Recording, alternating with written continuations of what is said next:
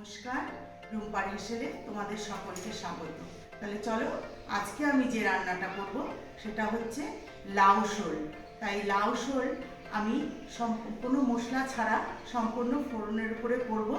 তা এই লাউ শোলটা তোমরা মানে এতটাই স্বাস্থ্যের পক্ষে ভালো, খাওয়া খুবই ভালো, লাউও ভালো, শোল মাছও ভালো। তা আজকে তোমাদের বাড়িতে যদি বয়স্ক লোক বা পেশেন্ট থাকে তাদেরকেও এই রান্নাটা করে খাওয়াতে পারো, দেখবে তারাও মানে খুব ভালো খাবে। চলো তাহলে আমি আজকে রান্নাটা করি, তোমরা দেখতে থাকো প্রথম থেকে শেষ পর্যন্ত। এই যে দেখো, লাউ শোলের জন্য আমি শোল মাছ নিয়ে নিয়েছি। শোল মাছগুলোকে কেটে ধুয়ে পরিষ্কার করে নিয়েছি। আর এই লাউ শোলের জন্য বেশি বড় শোল মাছের দরকার হয় না, ছোট ছোট শোল মাছ হলেও চলে।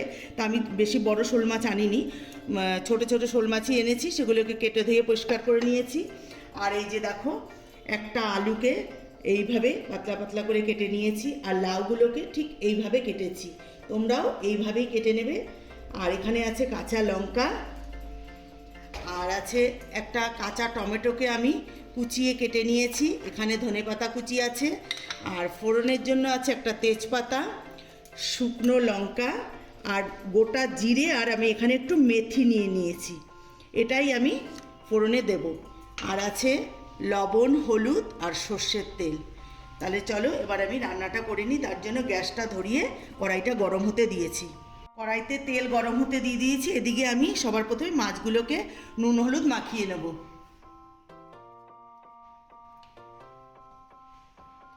এর আগে আমি তোমাদেরকে শোল মূলো করে দেখিয়েছি, সেটা মশলাদার রান্না ছিল। আর আজকে এটা সম্পূর্ণই মানে হেলদি রান্না।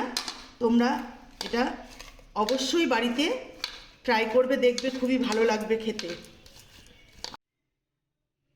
নুন হলুদ মাখানো হয়ে গেছে, এবার আমি মাছগুলোকে এক এক করে ভেজে নেব।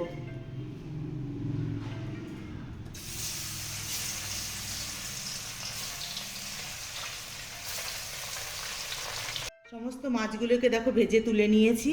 এবার এই মাছ ভাজার তেলের মধ্যেই আমি দিয়ে দেবো ফোড়ন। এর থেকে বেশি তেল আর দেবো না, অল্প তেলেই রান্নাটা আমি করব।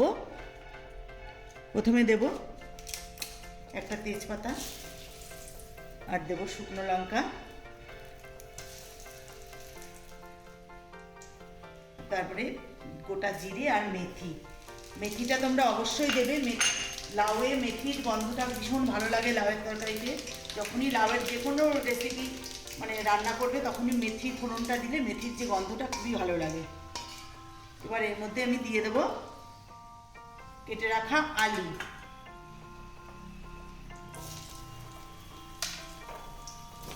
আলুটা একটু ভেজে নেব তেলের মধ্যে, তারপরে লাউ দেবো।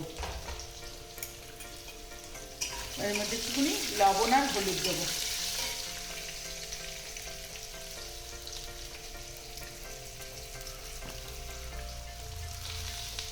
আলুটা একটু ভেজে নেব। আলুটা দেখো ভাজা হয়ে গেছে। এবার আমি দিয়ে দেবো কাঁচা লঙ্কা আর লাউটা।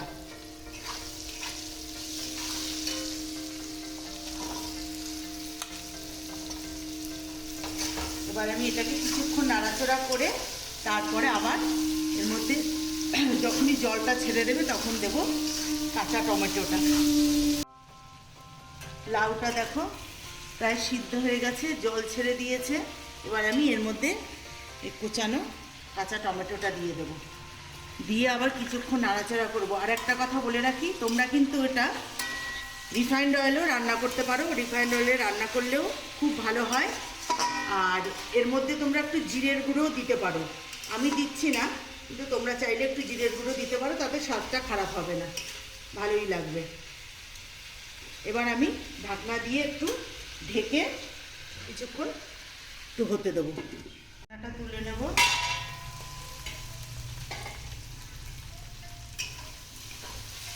দেখো লাউ আলু সবই সেদ্ধ হয়ে প্রায় হয়ে গেছে। এখন আমি এর মধ্যে দিয়ে দেবো জল।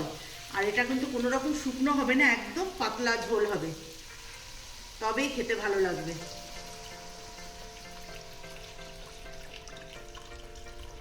আর তেল যতটা কম পারবে ততটা দেবে। আজকে আমার তেলটা একটু বেশি হয়ে গেছে, যতটা কম পারবে ততটাই কম দেবে। এবার আমি এর মধ্যে মাছগুলোকে দিয়ে দেবো। যেহেতু জ্যান্ত মাছ, যে কোনো জ্যান্ত মাছই একটু শক্ত হয়, এগুলো সেদ্ধ হতে হবে, এই জন্য মাছটা আগেই আমি দিয়ে দেবো। দিয়ে এবার আমি ঢাকনা দিয়ে ঢেকে 15 মিনিটের মতো সিদ্ধ হতে দেবো। ঢাকনাটা তুলে নেব। রান্নাটা আমার হয়ে গেছে।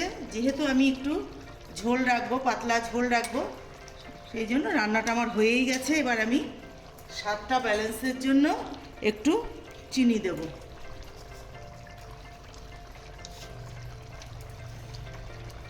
আর সবশেষে দেব ধনেপাতা কুচি।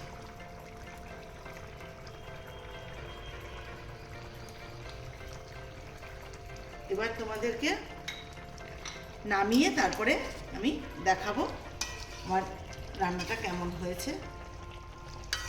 এই যে দেখো, রান্নাটা আমার হয়ে গেছে। আর এই রান্নাটা এতটাই সিম্পল যে যে কেউ এই রান্নাটা করে নিতে পারবে। আর আমার এই ভিডিওটা যদি রেসিপিটা যদি ভালো লেগে থাকে তাহলে লাইক, শেয়ার, কমেন্টস করো। আর আমার চ্যানেলটিকে সাবস্ক্রাইব করতে ভুলো না। আর ফেসবুকের পেজে গিয়ে পেজটিকে অবশ্যই ফলো করে দিও, একটা লাইক করে দিও। আর ভালো থেকো, সুস্থ থেকো, নমস্কার।